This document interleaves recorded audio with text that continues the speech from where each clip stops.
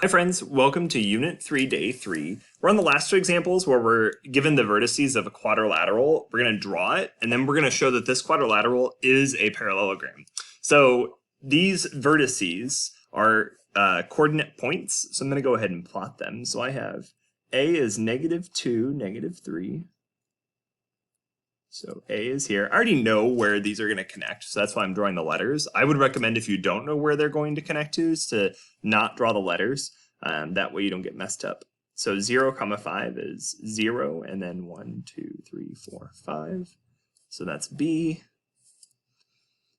C is 6, 5. 1, 2, 4, 5, 6.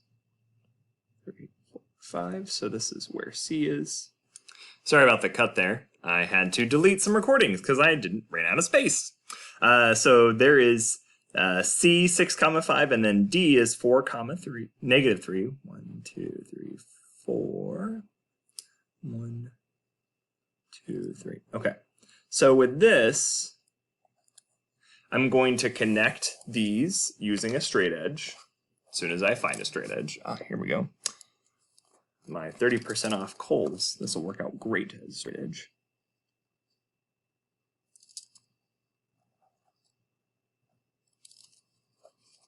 So here,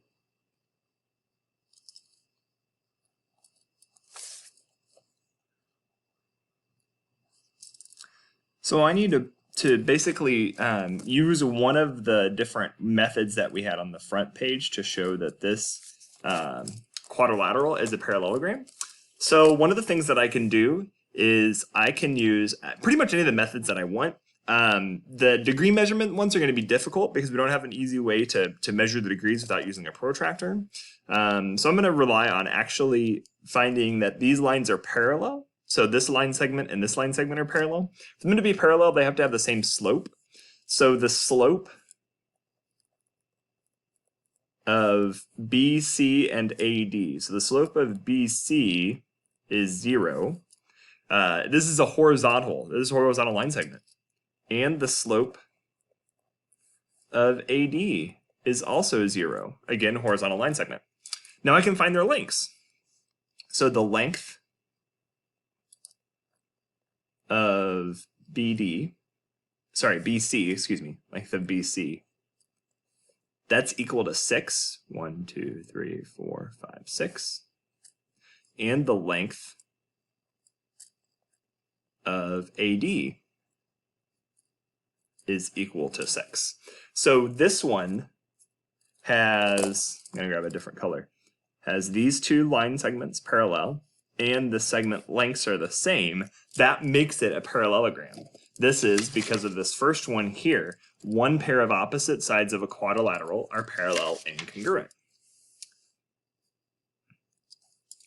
So because I've showed all of this, one pair of opposite sides are, oh, sorry, you can't see, are parallel and congruent. So this one here is going to be a little bit trickier. As we graph it, you'll see why. A is -3, -4, 1, 2, 3, 1, 2, 3, 4. So A is here. B, -1, 2. It's up here. C, 7, 0. 1, 2, 3, 4, 6, 7. So there's C. And then D is 5, -6. 2, 3, 4, 5. 1, 3, 4, 5, 6. Here. There we go. Now let's go ahead and connect these using our straight edge. As you can see, this one, none of the line segments are along the grid itself. So this creates an issue because I can't easily find the length just by counting like we did in the previous one. There is another method that we can use, and it's doable. It's not as difficult as one might think. But we can actually use kind of that same idea that we just did in the previous one to find it. So what I'm going to do is I'm going to find the length of, let's do, I did BC and AD. So we're going to find the lengths of BC and AD. We also need to find the slopes of them as well. So the slope of BC, so I'm going down 2, and then right 1, 2, 3, 4, 5, 6, 7, 8. So that's -2/8, which reduces to -1/4. So there's that one. And then the slope of A to D, AD, it's also down 2, and then 1, 2, 3, 4, 5, 6, 7, 8. So that's also -2/8, which reduces to -1/4. So there's my -1/4. So there's my slopes of those. So the slopes are the same. So if I know that they have the same slope, now I just need to prove that they're the same length. So to prove that something is the same length, we're actually going to rely on our little friend, the Pythagorean theorem. And the way that we're going to do this is I'm going to sketch out a right triangle here. And so what we know about the Pythagorean theorem is that this side length squared plus this side length squared is equal to this side length squared. Let's write that out. So this is a right angle. It has to be for the Pythagorean theorem to work. So we're going to use, let's find the slope of AD first. So, or sorry, not the slope, the length of AD first. So the length of AD. So we're going to call this side length here, what we're going to do is we're going to call it our c squared. Remember the Pythagorean theorem is a squared plus b squared equals c squared.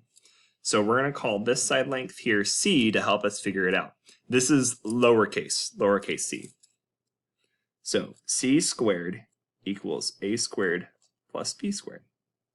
I can easily find this length here and this length here. So what I have is this will be 2, so that's 2 squared, plus 1, 2, 3, 4, 5, 6, 7, 8, 8 squared.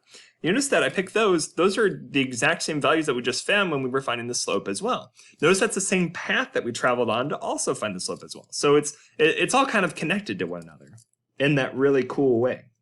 2 squared is 4, and then 8 squared is 64.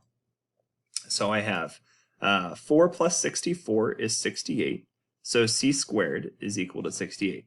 Now they didn't find the length of c, so to find the length of c I have to take the square root of both sides. Now the square root of 68 is going to be an approximate number. We're going to round. If you check in your calculator, most of you will have a way to check it on your phone. For example, if you have an iPhone, I left my calculator somewhere. I cannot find it. Oh, there it is. So you can check it. A lot of students will do this incorrectly in their phone, and so that's why I'm going to show you the mistake a lot of students make.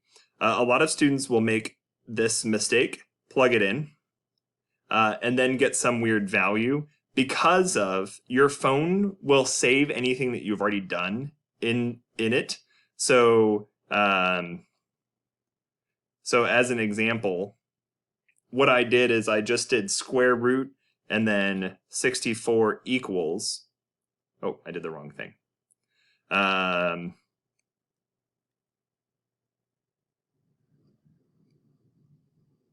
I got 70. So I'm showcasing this because essentially what's happening is as you're going through and doing your operations, you have to do the square root last. And so many times the calculator function that's on your phone is not the best one to use. You have to know the order of things and you have to clear everything else out. It's useful if you're wanting to do just a simple like one-step thing, like just take the square root of 68. My calculator is a TI-84 Plus Color Edition. This is a really fancy calculator. It's a graphing calculator. I use it in my other classes that I teach. And if you have a fancy one like me, to get to the square root, you have to do the second key. Most calculators, to do the square root, you have to do the second key and then look for the x squared. So see if you can find that. And that'll help you find the square root. If you're having any issues, reach out to your instructor and they will provide you some best ways to get that. This is an irrational number. What that means is that this decimal goes on forever and doesn't repeat. So what we have here is the situation where C is approximately equal to, and I'm going to round to 2 decimal places, 8.25. Now, I found the length of this part right here. So the length of AD is approximately equal to 8.25. Similarly, with length of BC. So same idea. So we make the triangle. Now you don't have to make the triangle this way. You could make it like this. It just has to be a right triangle. Like that. So this is, again, the C that we're going to find. So that means that length of BC. C squared equals A squared plus B squared. A lot of students are confused, like, why do I start with C squared instead? That'll become more apparent as we talk about how to classify some angles later on. So let's see. And then A squared, so if I go this way and say that that's 8, so that'll be 8 squared, and then that'll be 2 squared, and so then I get, wait a second, this is starting to look familiar. 64 plus 4, that's still 68. So it doesn't matter the order, because addition's commutative. So then I take the square root on both sides, I get C is approximately equal to 8.25 again, which means that BC length is approximately 8.25. So what you have then is these sides, so one pair of opposite sides are parallel because they have the same slope, and then they are also congruent because they have the same side lengths. So that means that that is a parallelogram. Thanks for joining me in this set of notes. I hope you have a wonderful day. Bye, friends.